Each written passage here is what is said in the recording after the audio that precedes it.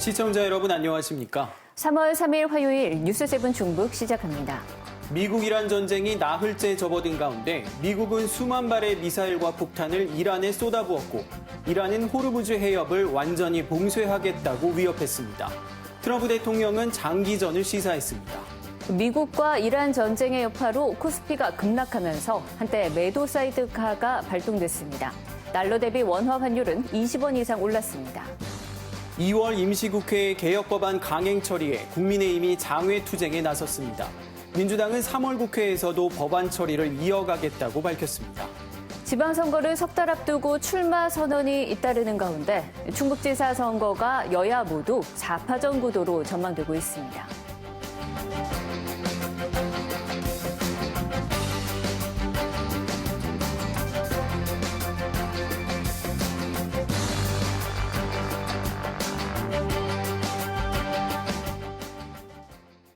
미국과 이스라엘의 전격 공습으로 시작된 이란 전쟁이 나흘째 이어지고 있습니다. 미국은 수만 발의 미사일과 폭탄으로 이란의 군사력을 무력화하는 데 집중하고 있는데요. 주변국 미군 기지 등의 드론 등으로 반격에 나선 이란은 호르무즈 해협을 완전히 봉쇄하겠다고 위협했습니다. 김귀수 기자의 보도입니다. 미군은 지난달 28일 개전 이후 1,000곳 이상의 목표물을 타격했다고 밝혔습니다. 댄 케인 미 합참의장은 육상과 해상, 공중에서 수만 발의 미사일과 폭탄을 쏟아부은 전 영역에 걸친 압도적 공격이었다고 설명했습니다. Disrupt, degrade, deny, and destroy Iran's ability to conduct and sustain combat operations. 해상에서도 미국의 공격은 이어지고 있습니다. 미 중부사령부는 오만만에 있던 이란 함정 11척을 격침했다고 발표했습니다. 중부사령부는 이제 오만만에 이란의 함정은 없다며 이란이 오만만에서 수십 년간 국제 해운을 공격해오던 시대는 끝났다고 선언했습니다.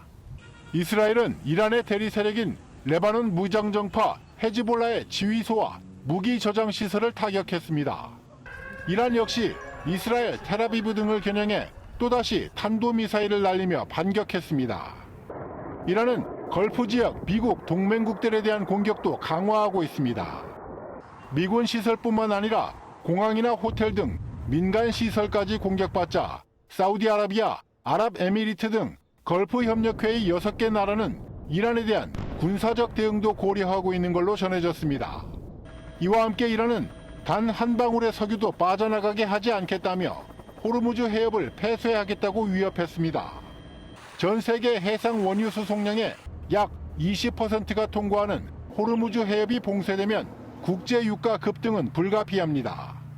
한편 이번 충돌로 이란에서만 500명 이상이 숨졌고 미군은 6명이 사망한 걸로 집계됐습니다. KBS 뉴스 김귀수입니다. 중동의 에너지 요충지인 걸프 지역 에너지 시설들이 이란의 공격을 받아 가동을 중단했습니다. 걸프 국가들이 군사 행동을 거론하며 반발하자 이란은 미국 시설을 겨냥한 거라고 한 발 물러섰습니다. 두바이 김계영 특파원이 보도합니다. 카타르가 세계 최대 LNG 시설의 가동을 중단했다고 밝혔습니다.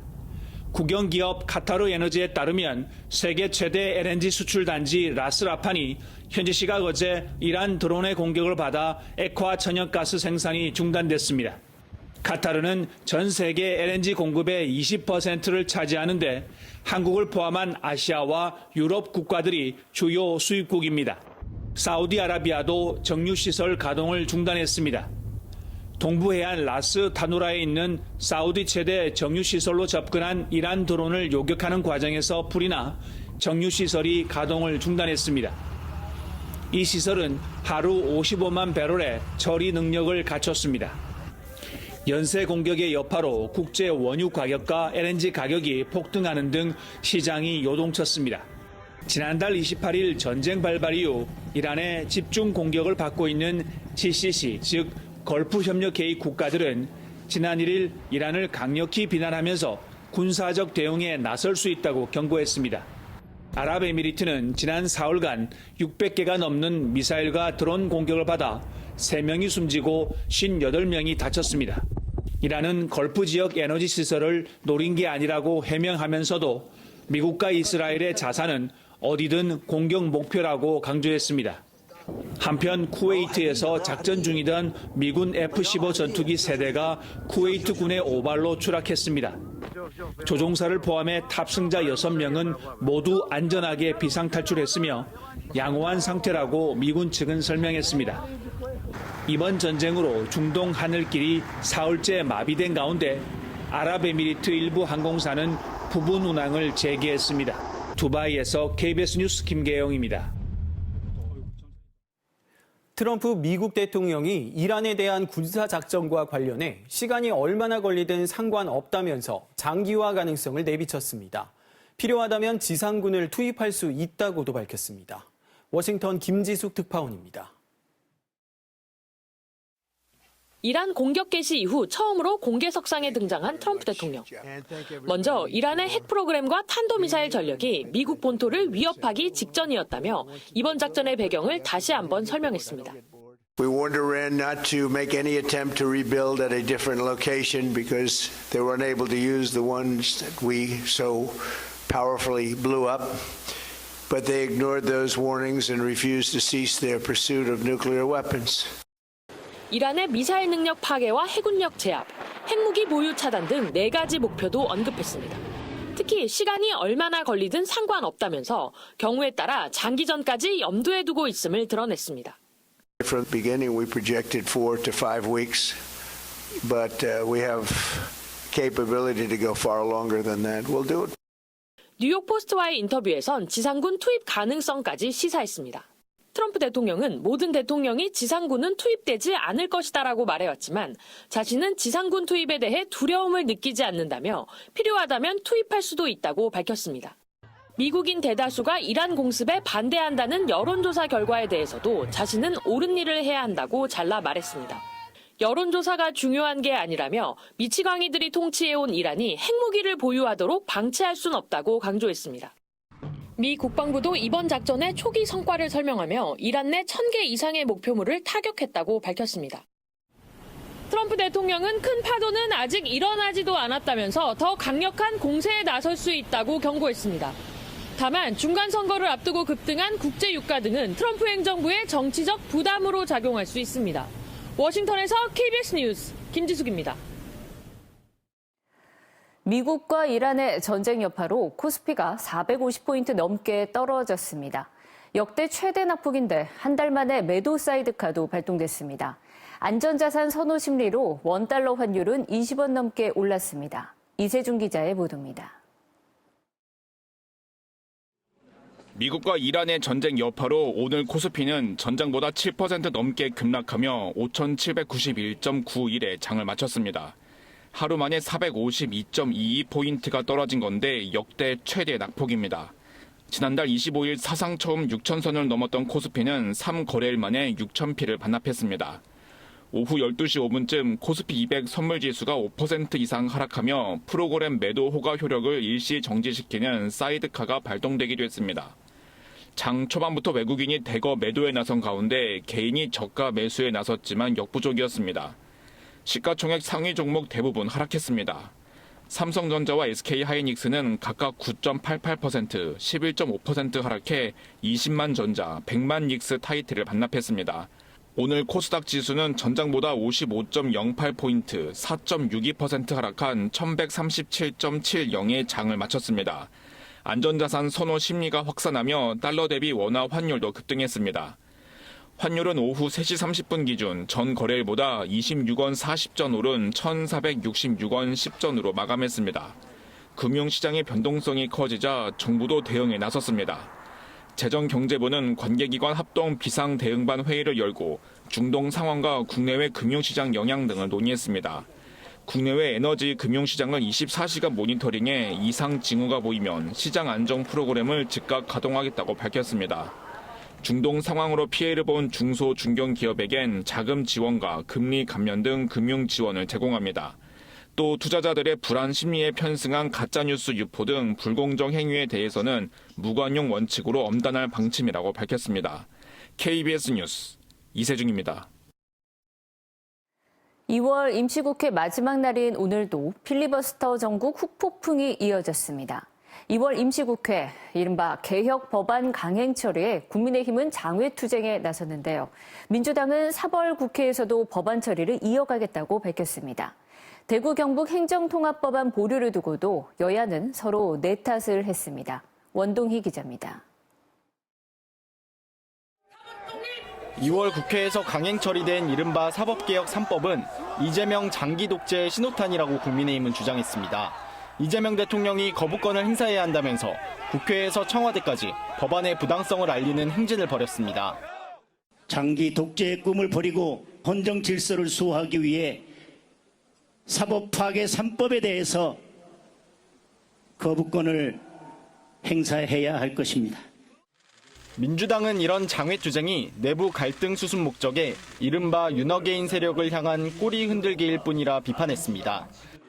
국익을 내팽개치고 국회를 마비시킨 채 극우의 품으로 달려가는 야당은 더 이상 공당이라 불릴 자격도 없습니다. 5일 시작되는 3월 임시국회에서도 민생개혁법안 처리에 집중하겠다고 민주당은 밝혔습니다. 2월 국회 처리가 어려워진 행정통합법안을 둘러싸고도 여야는 상대 탓을 했습니다. 국민의힘은 민주당이 대구 경북 행정통합법 처리에 미온적이라고 했습니다. 지역을 갈라치게 하면서 통합법 통과를 가로막고 있는 게 누구입니까? 바로 다수당인 더불어민주당입니다. 민주당은 찬성과 반대를 오락가락한 게 누구냐며 대구 경북의 충남 대전까지 통합을 합의해오면 바로 처리할 거라고 맞받았습니다. 대구 경북 통합을 하자고 했다가 찬성했다가 반대했다가 오락가락하면서 본회의 상정을 막은 것은 다름 아닌 국민의힘입니다. 이 같은 행정통합법안에 대미투자 특별법까지 3월 국회 초반은 2월 국회가 남긴 숙제를 처리하는 게 쟁점이 될 걸로 보입니다. KBS 뉴스 원동입니다. 6월 지방선거를 앞두고 막바지 출마 선언이 잇따르면서 정당별 대진표도 속속 윤곽을 드러내고 있습니다. 충북도지사 선거는 여야 모두 4파전으로 치러질 전망인 가운데 정당별 공천 규정에도 관심이 쏠리고 있습니다. 정가종합 송근섭 기자입니다.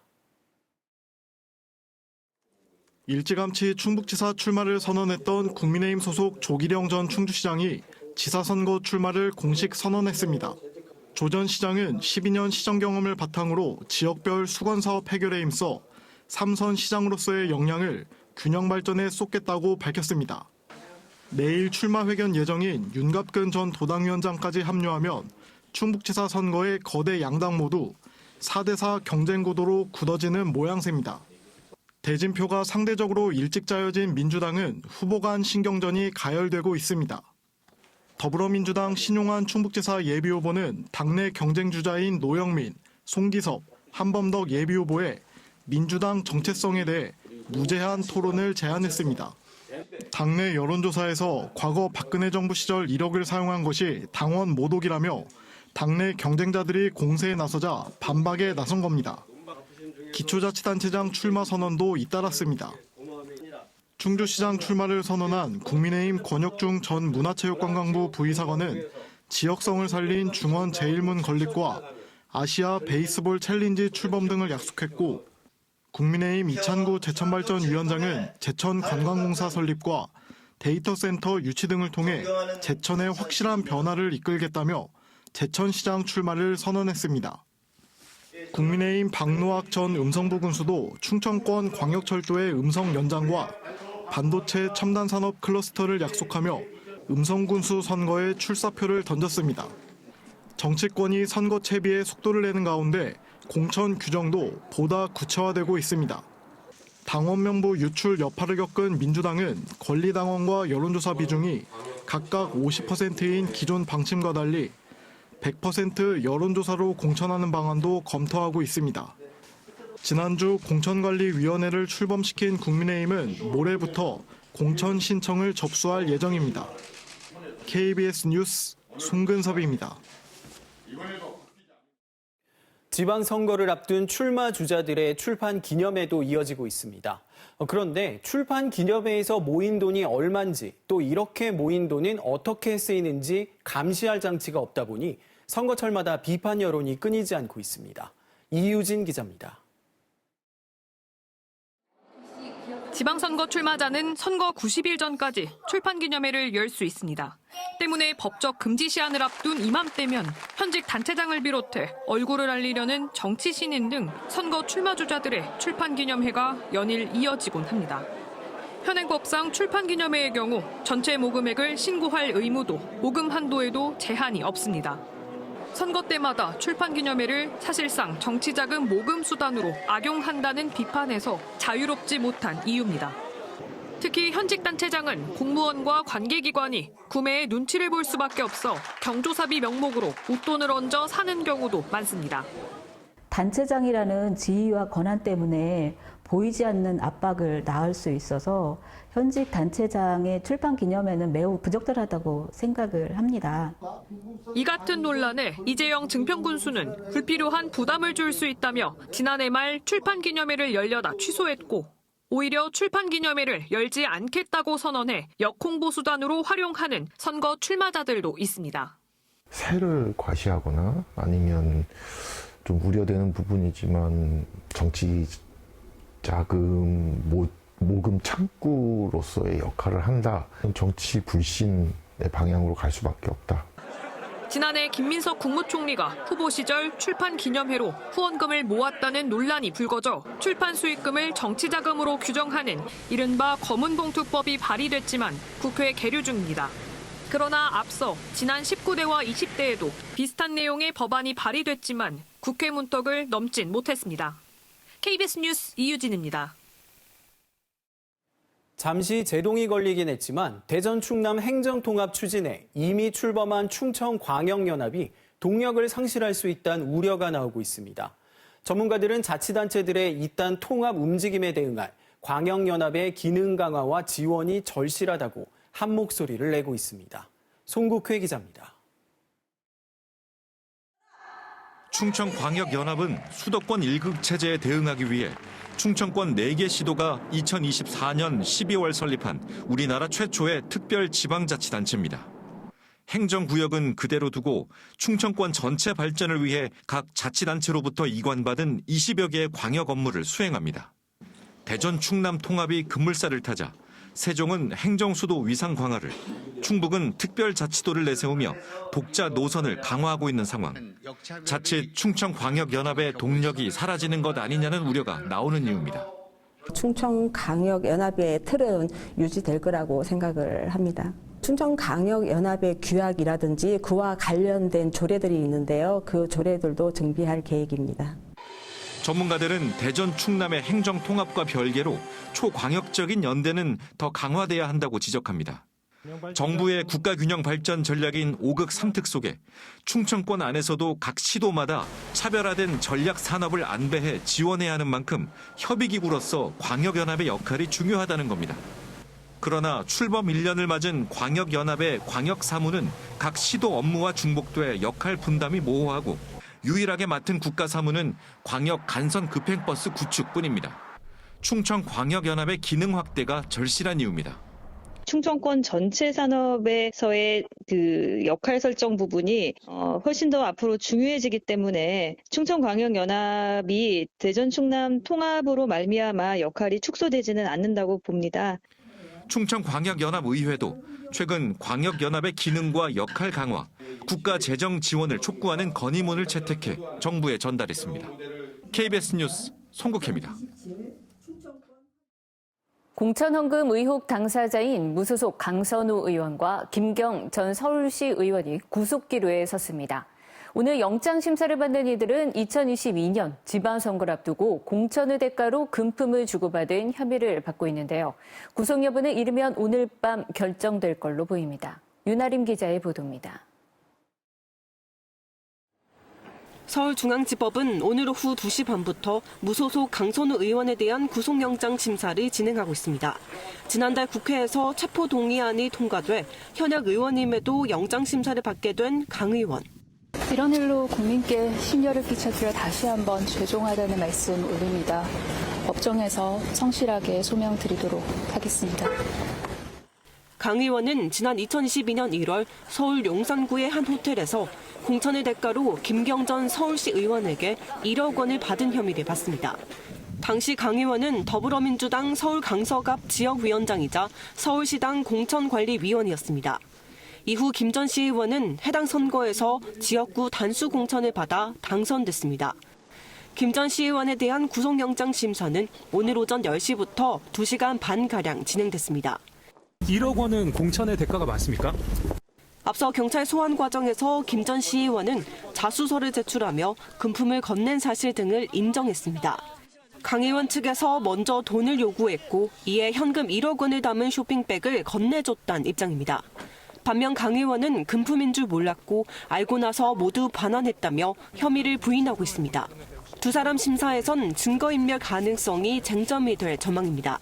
경찰은 앞서 구속영장을 신청하며 강 의원 압수수색 당시 자택이 지나칠 정도로 청소돼 있는 상태였다 설명한 바 있습니다. 김 전 시의원은 수사 초기 미국으로 출국하고 현지에서 메신저 기록을 삭제하기도 했습니다. 두 사람 구속 여부는 이르면 오늘 밤 결정될 예정입니다. KBS 뉴스 윤아림입니다. 조희대 대법원장이 이른바 사법개혁 3법을 두고 마지막까지 심사숙고해달라고 당부했습니다. 후임 대법관 임명 제청 절차가 지연되고 있는 점에 대해선 청와대와 협의 중이라는 입장만 내놨습니다. 정혜주 기자의 보도입니다. 조희대 대법원장이 법 왜곡죄 신설, 재판소원 도입, 대법관 증원 등 이른바 사법개혁 3법 통과 이후 처음으로 입장을 밝혔습니다. 조 대법원장은 국회 입법 활동을 전적으로 존중한다면서도 갑작스러운 대변혁이 국민에게 도움이 되는지 마지막까지 한 번 더 심사숙고해달라고 당부했습니다. 사법부의 국민 신뢰도가 낮아 개혁이 필요하다는 일각의 주장에 대해서는 세계의 여러 나라, 심지어 국제기관에서도 대한민국 사법부를 배우려 한다고 반박했습니다. 미국 등 선진국들의 관련 통계들을 여럿 제시하며 한국의 사법 신뢰도가 높다는 점을 꼽기도 했습니다. 그러면서 우리 제도를 근거 없이 폄훼하거나 법관들에 대해 개별 재판을 두고 악마화하는 것은 바람직하지 않다고 호소했습니다. 사법개혁 3법 영향으로 대법관 임명제청 절차가 늦어지는 것 아니냐는 의혹에 대해선 청와대와 협의 중이라는 원론적인 입장만 내놓았습니다. 오늘 퇴임하는 노태학 대법관은 정치의 사법화는 양극화된 사회에서 결국은 사법 불신으로 이어질 가능성이 많다고 강조했습니다. 이어 그 가운데서도 법관은 정치적 중립을 지켜내야 한다고 덧붙였습니다. 제도가 불신받고 권위가 상처받는 시대에서 상식과 원칙의 힘을 믿습니다. 대법원은 당분간 노 대법관의 후임자 없이 13명 체제로 운영될 전망입니다. KBS 뉴스 정혜주입니다.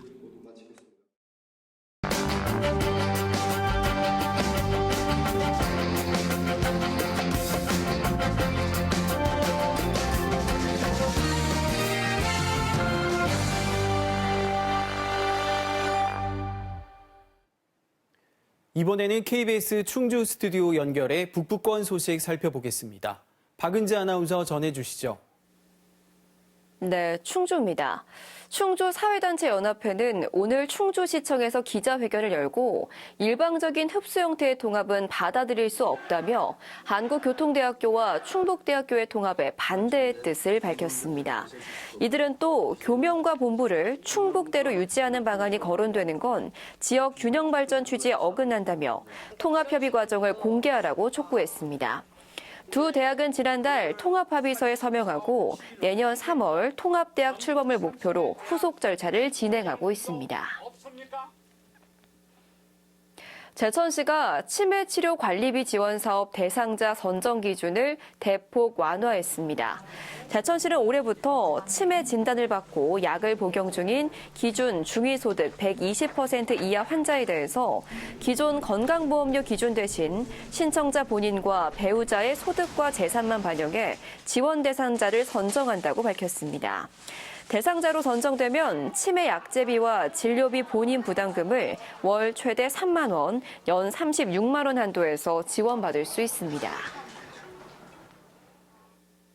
충주시가 대기오염물질 배출량을 줄이기 위해 17억 원을 들여 노후경유차 865대의 조기 폐차를 지원합니다. 올해부터는 신청일 기준 6개월 이상 충주에 등록돼 6개월 이상 소유한 차량으로 지원 요건이 강화됐습니다. 신청은 오늘부터 11일, 다음 달 2일부터 10일까지 2차례 접수하며 자동차 배출가스 종합 전산 시스템이나 충주시 대기환경과를 방문해 신청할 수 있습니다.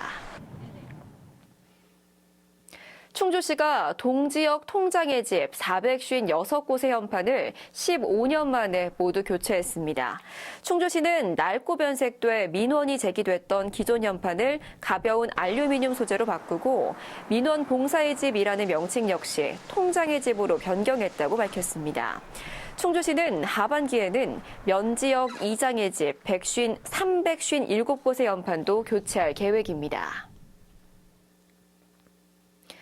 음성군 음성읍 봉화골 정원 일대에 국산 목재를 활용한 식물원이 들어섭니다. 음성군은 2028년까지 130억 원을 들여 음성읍 봉화골 정원 일대에 연면적 3,000제곱미터 규모의 식물원을 조성한다고 밝혔습니다. 이번 사업은 산림청이 주관하는 국산 목재 목조 건축 실현 사업의 하나로 최근 설계 공모를 통해 당선작이 선정됐습니다. 제천에서 이달 전국 단위 규모의 스포츠 대회가 잇따라 열립니다. 먼저 오는 6일부터 4일 동안 제천 축구센터에서는 제5회 드림캠 유소년 축구대회가, 오는 7일부터 이틀 동안은 전국 어머니 어린이 탁구대회가 제천체육관과 어울림체육센터에서 동시에 개최될 예정입니다. 이 밖에도 21일에는 제천 유소년클럽 배구대회와 청풍호배 전국 배드민턴 대회가 개막하는 등 크고 작은 스포츠 대회가 잇따를 예정입니다. 지금까지 충주에서 전해드렸습니다.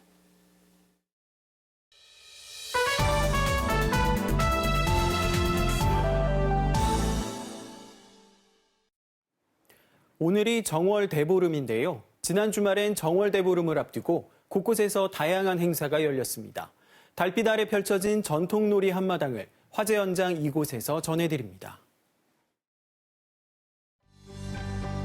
정월 대보름을 앞둔 지난 주말, 해가 저물기 시작하자 주민들이 하나둘 행사장으로 모여듭니다.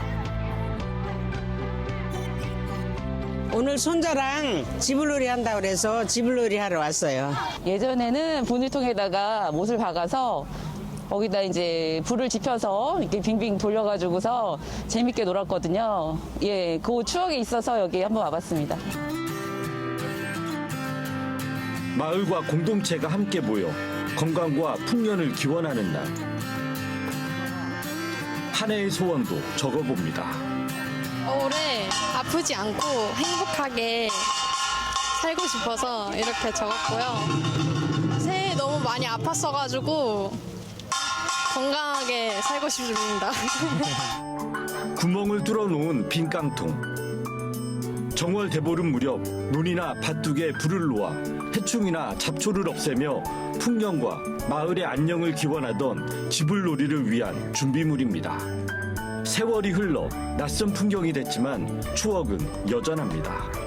재밌었죠. 동네 친구들이랑 그 지불놀이, 그 깡통도 돌리고 막 다른 동네 원정도 다녀오고 엄청 재밌게 놀았던 기억이 있어요.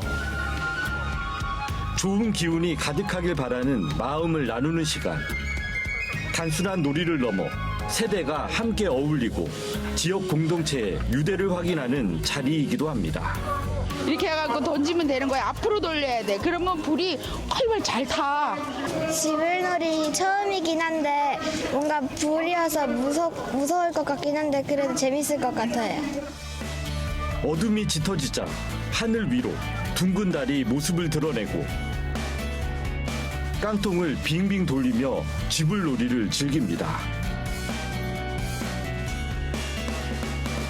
굉장히 처음 해보는 경험이었는데 전통적으로 이런 놀이를 할 수 있다는 것 자체가 되게 신기했고 되게 냄새도 자극적이어서 굉장히 재밌었던 경험인 것 같습니다.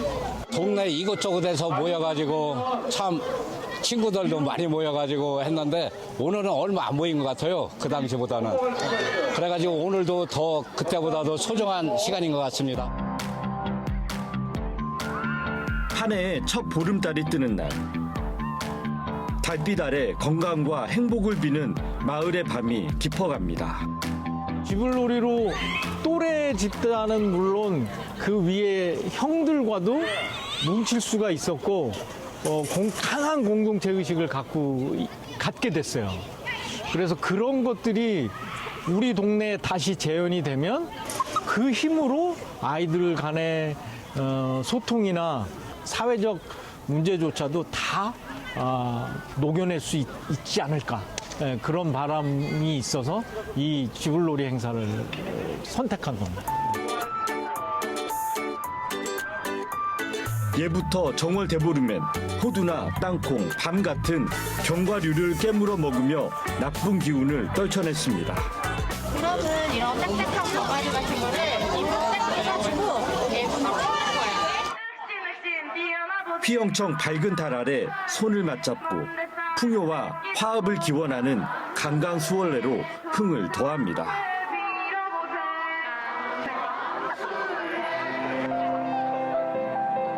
지난해의 애군과 걱정을 태워보내고 새로운 한 해에 희망을 맞이한다는 의미를 담고 있는 달집. 타오르는 불길을 바라보며 한 해의 복을 기원합니다.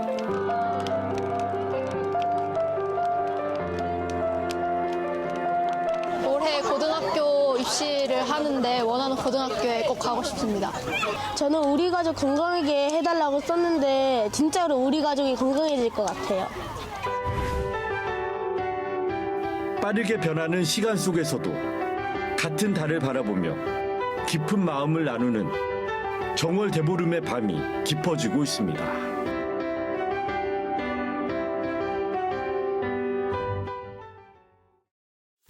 이어서 간추린 단신 전해드립니다.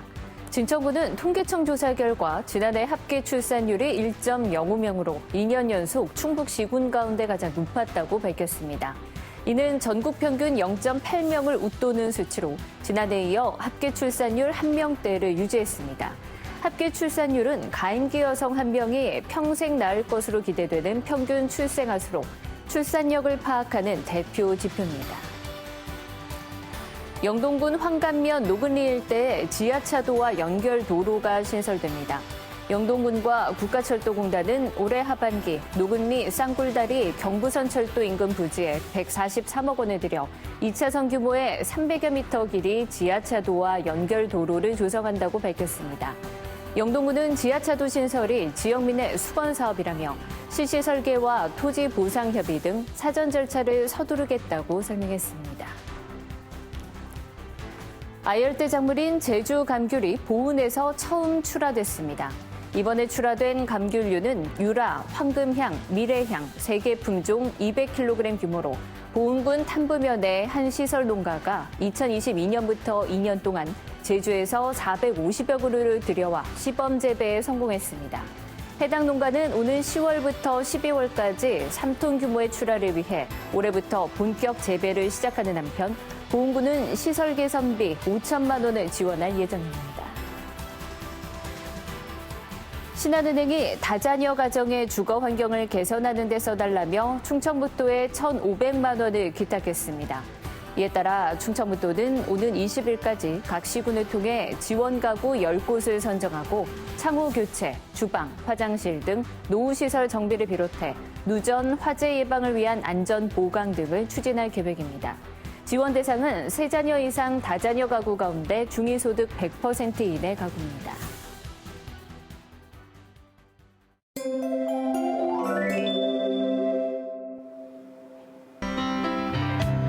정월 대보름이 오늘 맑은 하늘 속 둥근 보름달 감상하실 수 있겠습니다. 특히 이번 정월 대보름은 36년 만에 달이 지구 그림자에 가려지는 개기 월시까지 겹치면서 붉게 빛나는 보름달을 볼 수 있겠는데요. 잠시 후 8시 무렵부터 약 1시간가량 이어진다고 하니까요. 오늘 밤 특별한 보름달의 소원을 빌어보시는 건 어떨까요? 내일도 온화한 봄 날씨가 이어집니다. 청주 아침 기온 2도, 한낮 기온 12도로 오늘과 비슷하겠고요. 절기 경칩인 목요일에는 기온이 더 올라 3월 하순만큼 포근하겠습니다. 다만 크게 벌어지는 일교차에는 유의하시기 바랍니다. 다음은 자세한 지역별 내일 날씨입니다.